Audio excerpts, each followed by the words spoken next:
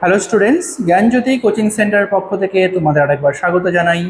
আমি রাজীব স্যার এবং আজকে আমরা আলোচনা করব সিবিপিবিইউ ইউনিভার্সিটির আন্ডারে তোমরা যারা পলিটিক্যাল সায়েন্স নিয়ে 6 সেমিস্টারের জন্য পড়াশোনা করছো তাদের মেজর পেপার 10-এ যে টপিকটা আজকে আমরা নিয়ে এসেছি সেটা হলো দলিত আন্দোলনের বৈশিষ্ট্য কী রয়েছে। ঠিক আছে, তো দলিত আন্দোলনের বৈশিষ্ট্য নিয়ে আজকে আমরা আলোচনা করবো, যেটা থাকবে তোমাদের 6 সেমিস্টারের মেজর পেপার 10-এর আলোচনার বিষয়।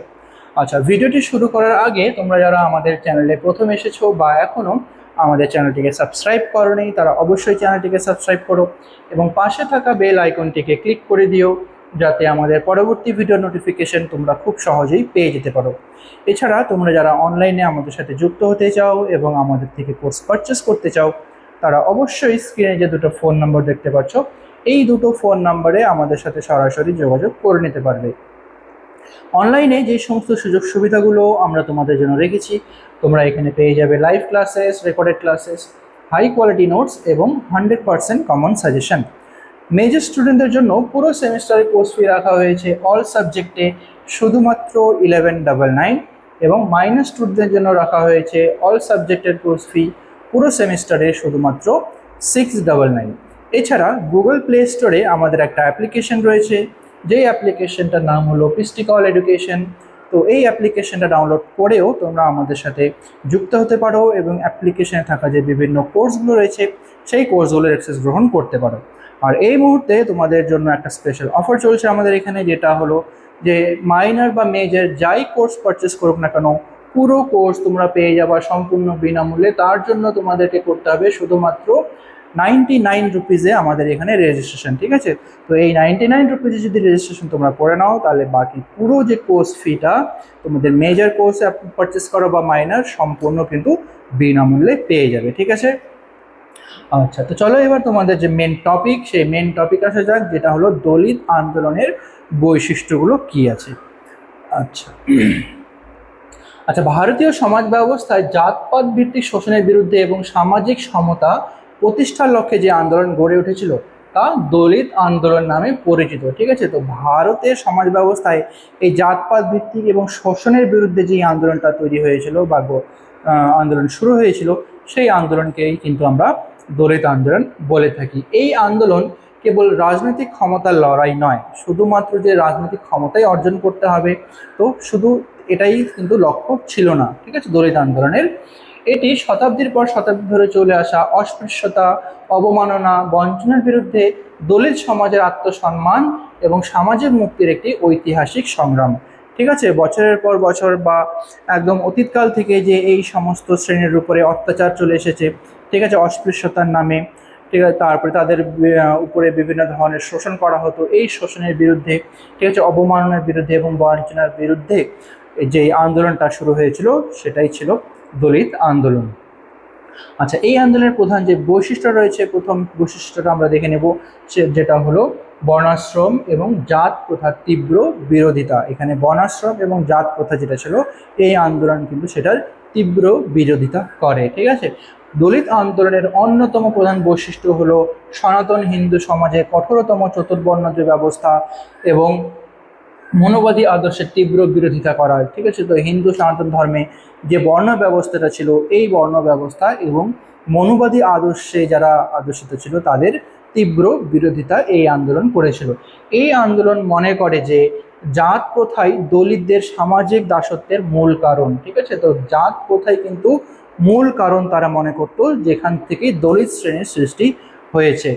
তাই ডক্টর আম্বেদকরের মতে তার বিখ্যাত পুস্তিকা অ্যানিহিলেশনস অফ কাস্টে জাত প্রথা সম্পূর্ণ নির্মূল করার ডাক দিয়েছিল। ঠিক আছে, তো ডক্টর বি.আর. আম্বেদকরও কিন্তু সম্পূর্ণভাবে যে এই জাত প্রথাটা রয়েছে এই জাত প্রথাটাকে বন্ধের জন্য বা চিরতরে শেষ করার জন্য তিনি তার বই লিখেছিলেন। ঠিক আছে, আচ্ছা, নেক্সট যে বৈশিষ্ট্য রয়েছে সেটা হলো বুদ্ধিজীবী এবং নেতৃত্বের পরিবর্তন।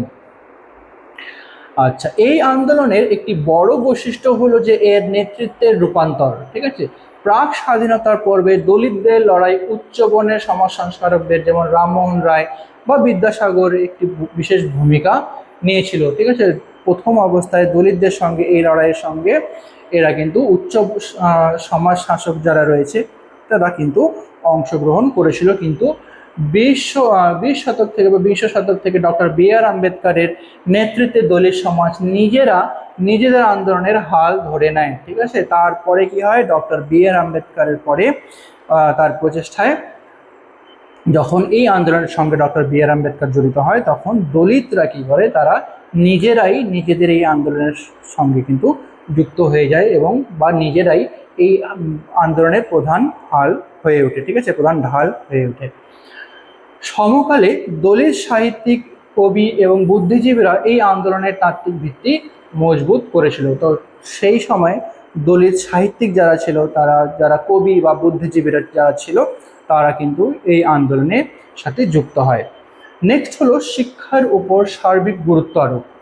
দলিত আন্দোলনের একটি অনন্য বৈশিষ্ট্য হলো শিক্ষার আলো ছড়ানোর উপর জোর দেওয়া। আগে প্রাচীনকাল থেকেই কিন্তু দলিতরা শিক্ষার আলো থেকে বঞ্চিত হয়েছিল। ঠিক আছে, কিন্তু এখানে কি করা হয়, যখন এই দলিত আন্দোলন শুরু হয় তখন তারা শিক্ষার দিকে ধীরে ধীরে অগ্রসর হতে শুরু করে। আম্বেদকরের মূল স্লোগানে ছিল শিক্ষিত হও এবং আন্দোলন করো। শুধুমাত্র আন্দোলন করলে হবে না, তো আন্দোলন করার সাথে সাথে তোমাদেরকে শিক্ষিত অবশ্যই হতে হবে।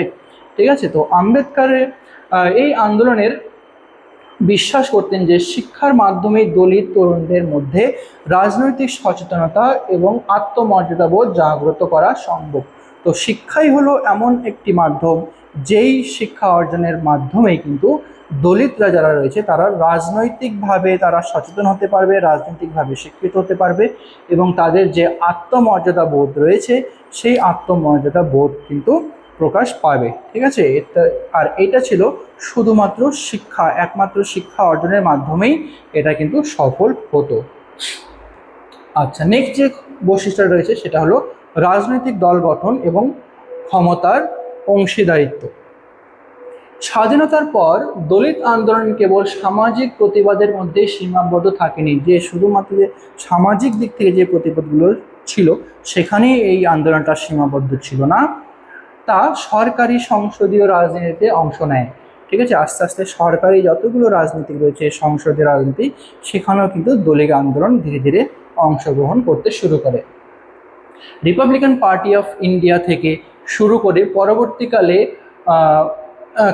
কাশিরাম এবং মায়াবতীর নেতৃত্বে বহুজন সমাজ পার্টি গঠন করে হলো এর বড় উদাহরণ। ঠিক আছে, পরবর্তীকালে যখন রাজনৈতিক দিক থেকেও এটা অংশগ্রহণ করতে শুরু করলো, তখন কি হয় হচ্ছে কাশিরাম এবং মায়াবতীর নেতৃত্বে বহুজন সমাজ পার্টি যে গঠন করা হয় এই দলিত আন্দোলনের মাধ্যমে, এবং এই বহুজন সমাজ পার্টি গঠন করা হলো এর একটা খুব বড় উদাহরণ, যে তারা ধীরে ধীরে রাজনীতিতেও অংশগ্রহণ করছে। রাজনৈতিক ক্ষমতাই হলো সমস্ত সামাজিক অগ্রগতির চাবিকাঠি। সমস্ত দিক থেকে যদি তাদেরকে সামাজিক দিক থেকে যদি অগ্রসর হতে হয়, তাহলে রাজনীতিই ছিল এমন একটা পথ যেখান থেকে এই পথটা ধীরে ধীরে প্রশস্ত হবে।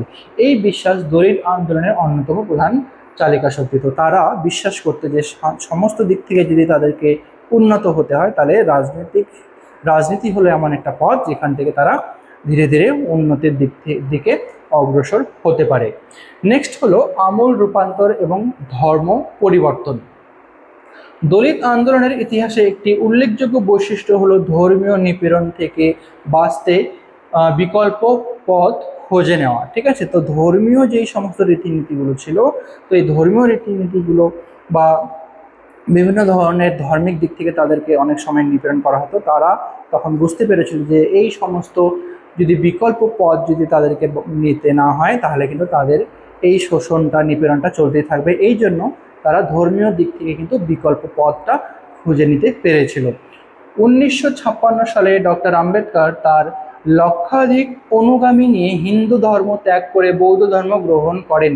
ঠিক আছে, তারা হিন্দু ধর্মকে ত্যাগ করে সমস্ত যে দলিত শ্রেণীগুলো রয়েছে তারা বৌদ্ধ ধর্মের দিকে অগ্রসর হন, যা নব বৌদ্ধ আন্দোলন বা নিও বুদ্ধিজম মুভমেন্ট নামে পরিচিত হয়। ঠিক আছে, আচ্ছা, দলিত আন্দোলনের এই ধারাটি প্রমাণ করে যে সামাজিক সমতা না পেলে তারা প্রচলিত ধর্মীয় গণ্ডি থেকে বেরিয়ে যেতে দ্বিধাবোধ করবে না। ঠিক আছে, সামাজিক দিক থেকে যদি তাদেরকে সমতা দেওয়া না হয় তাহলে ধর্মের যে গোঁড়ামিটা রয়েছে সেই ধর্মের গোঁড়ামি থেকেও কিন্তু তারা বেরিয়ে আসতে সক্ষম হবে। ঠিক আছে, তো এটাই ছিল যে এই আন্দোলনের মূল বক্তব্য, যে নিও বুদ্ধিজম মুভমেন্ট যেটা ছিল, যে তারা ধর্মীয় দিক থেকে হিন্দু ধর্মকে ত্যাগ করে বৌদ্ধ ধর্মের দিকে অগ্রসর হতে শুরু করেছিল। ঠিক আছে, তো এটাই ছিল আজকে তোমাদের আলোচনার বিষয়। ভিডিওটি ভালো লেগে থাকলে অবশ্যই লাইক আর কমেন্ট করো। দেখা হবে পরবর্তী ভিডিওতে নতুন কোনো টপিক নিয়ে। ততক্ষণ পর্যন্ত ভালো থেকো, সুস্থ থেকো।